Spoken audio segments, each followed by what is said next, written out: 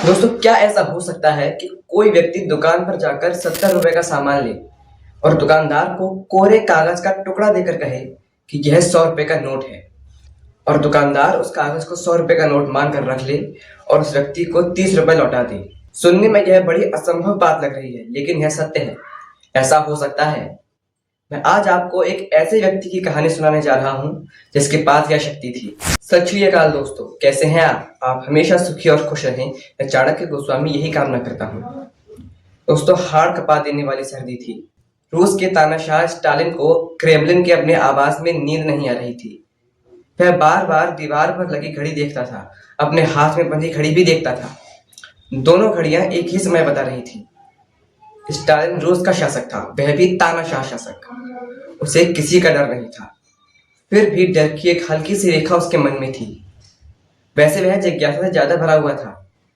वादे के मुताबिक स्टालिन ने अपने कमरे का दरवाजा खोल रखा था। घड़ी ने 12 बजाए और वह लड़का उसके सामने आकर खड़ा हो गया। उसे देखते ही स्टालिन कांपने लगा। वह कांप इसलिए रहा था कि यह लड़का तो उसकी हत्या भी करा सकता है। यह कैसा जादू है उसके पास। स्टालिन भयंकर सर्दी में भी पसीना पसीना हो गया था। मेरे दोस्त, इस वीडियो को स्किप मत करना। एक रोंगटे खड़े कर देने वाली कहानी आपके साथ चल रही है। यह आपको गजब का मोटिवेशन भी देगी। जिस युवक पर हिटलर ने 2 लाख मार्क का इनाम रखा था कि जो उसका सर काट कर लाए 2 लाख मार्क ले जाए, उसी युवक को स्टालिन ने खूब पुरस्कार दिए थे। मॉस्को में रहने का अधिकार और सरकारी सुविधाएं दे रखी थी। तो कौन था वह युवक और क्या थी उसके पास अद्भुत शक्ति, आइए जानते हैं। वह व्यक्ति एक कुशल सम्मोहन करता था, वुल्फ जी मेसिंग। जी हाँ, उस व्यक्ति का नाम वुल्फ जी मेसिंग था। उनका जन्म सन 1899 में गोरा कलबारिया वार्सो के पास एक चसीते गांव पोलैंड में एक गरीब लेकिन धर्मनिष्ठ यहूदी परिवार में हुआ था। वह वास्तव में एक पोलिश यहूदी थे।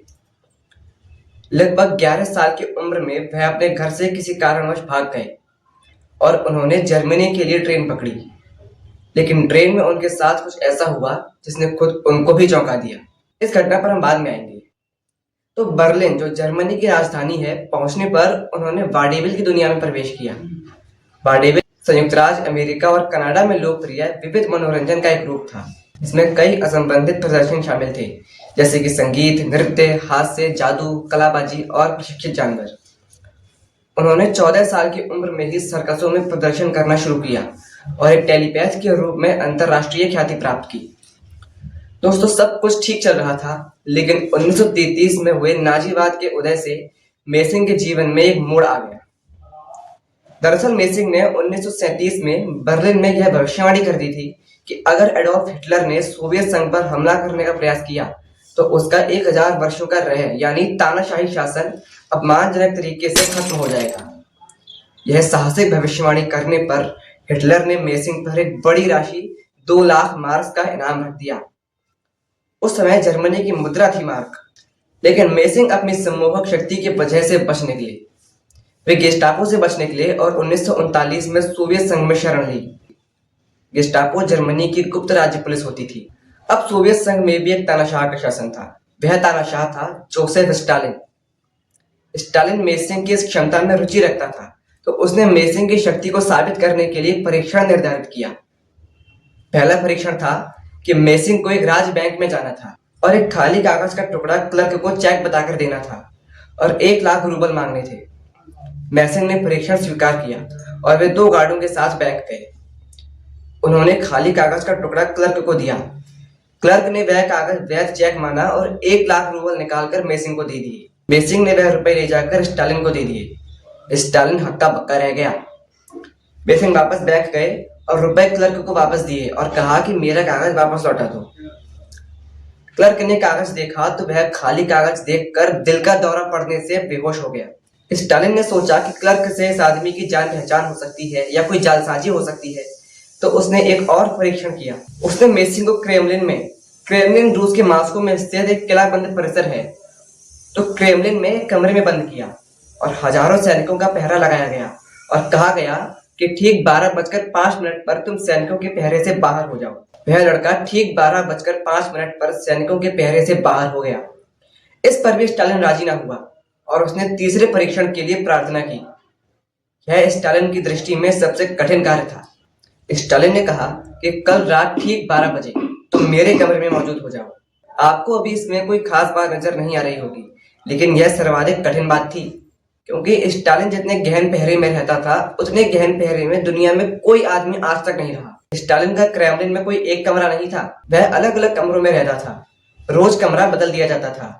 पहरेदारों की पहली टुकड़ी जानती थी कि 1 नंबर कमरे में है, और दूसरी टुकड़ी 4 नंबर में है, और तीसरी 5 नंबर में है, और इसी तरह हर टुकड़ी जानती थी। पहली टुकड़ी नहीं जानती थी कि कल किस कमरे में होगा, और दूसरी नहीं जानती थी कि आज किस कमरे में है। ऐसा इसीलिए होता था ताकि कोई हमला ना हो। स्टालिन को अपने सैनिकों से भी बचने की जरूरत थी। अब आप देख लीजिए कितने गहन पहरे में रहता था स्टालिन। फिर भी वह लड़का यानी मेसिंग रात को ठीक 12 बजे स्टालिन के सामने जाकर खड़ा हो गया। स्टालिन कप गया कि यह तो असंभव है, तुमने ये कैसे किया? तो मेसिंग ने बड़े आराम से जवाब दिया कि मैंने ज्यादा कुछ नहीं किया, बस मैंने तुम्हारे पहरेदार सिपाहियों से कहा कि आई एम बैरिया।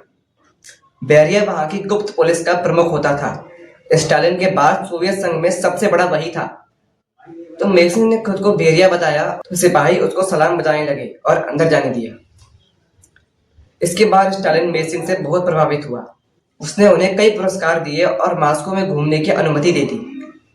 दोस्तों, साल 1974 में किडनी फेल हो जाने से अस्पताल में ही मेसिंग की मौत हो गई। वह महात्मा गांधी, अल्बर्ट आइंस्टीन आदि लोगों से भी मिल चुके थे। वे लोग भी मेसिंग से काफी प्रभावित थे। अब दोस्तों, आपके दिमाग में क्वेश्चन आ रहा होगा कि यह कैसा आदमी था? ऐसे तो यह आदमी कुछ भी करा सकता है, इसके पास यह शक्ति आई कहां से? तो दोस्तों, यह शक्ति सभी के पास होती है। आपके पास भी है, मेरे पास भी है, लेकिन हम जानते नहीं है। अब देखिए कि हम कभी सोचते हैं कि आज यार छोले भटूरे खाने का मन है। यह तीव्र इच्छा होती है तो किसी न किसी बहाने छोले भटूरे खाने को मिल ही जाते हैं। लेकिन कुछ लोग इसे पूर्णतः जागृत कर लेते हैं। मेसिंग की तरह कई लोग ऐसे हुए हैं। तो अब जानते हैं कि मेसिंग के अंदर यह शक्ति कहां से जागी। तो वीडियो में पीछे चलते हैं, वहां जहां मेसिंग पोलैंड से अपने घर से भाग गया था। उसने जर्मनी की ट्रेन पकड़ी थी और ट्रेन में उसके साथ जो घटना हुई थी वो मैंने आपको बताई नहीं थी। वही घटना उसकी शक्ति के जागने से जुड़ी हुई है। तो मेसिंग घर से भागा था, उसके पास टिकट नहीं था। वह बिना टिकट ही जर्मनी की ट्रेन में चढ़ गया। जब टीसी टिकट चेक करते हुए उसकी सीट के पास आ रहा था तो मेसिंग डर के कारण सीट के नीचे छिप गया था। टीसी उसके पास आया, उसने मेसिंग से टिकट मांगा। मेसिंग बहुत घबराया हुआ था। घबराहट में उसने पास में पड़ा एक अखबार का टुकड़ा उठाया और मन में गहरा संकल्प किया कि अखबार का टुकड़ा टीसी को टिकट दिखाई पड़ जाए, और कांपते हाथों से वह टुकड़ा टीसी को सौंप दिया। टीसी ने टुकड़ा लिया और उसे पंच किया और वापस करते हुए बोला, पागल हो, जब तुम्हारे पास टिकट है तो नीचे क्यों पड़े हो, क्यों छिप रहे हो? मेसिंग भी स्तब्ध रह गया। तब उसके अंदर अचानक से यह शक्ति जाग गई, और यह शक्ति है धारणा की शक्ति। अपने मन में धारणा बनाकर दूसरे की धारणा को बदल देना ही धारणा की शक्ति है, यानी साइकिक पावर है। दोस्तों, आपके दिमाग के आगे के हिस्से में जितनी शक्ति होती है उससे 50 गुना अधिक शक्ति आपके दिमाग के पीछे वाले भाग में होती है, जिसे अवचेतन मन कहते हैं। आप कोई बात चेतन मन यानी आगे वाले मन में सोचते हैं और बार बार सोचते रहते हैं तो वह बात अवचेतन मन तक पहुंच जाती है, और अवचेतन मन उस बात को पूरा कर देता है। जैसे दीवार में कील लगाकर उसे हथौड़े से बार बार ठोकते हैं तो वह अंदर चली जाती है। अब इच्छा पूरी कितने समय में करता है इसकी कोई गारंटी नहीं है। तो हमेशा अच्छा सोचें और अपने अंदर की शक्तियों को पहचानें। शारीरिक शक्ति सभी में नहीं होती, लेकिन आंतरिक शक्ति सभी में बहुत होती है, बस उसे कठिनता से जगाना पड़ता है। प्लीज मेरे यानी चाणक्य के चैनल को सब्सक्राइब करें और वीडियो को लाइक व शेयर करें। Thank you.